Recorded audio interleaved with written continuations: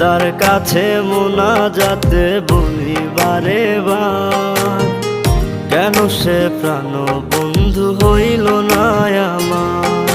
খোদার কাছে মোনাজাতে বলি বারে বার, কেন সে প্রাণ বন্ধু হইল না আমার।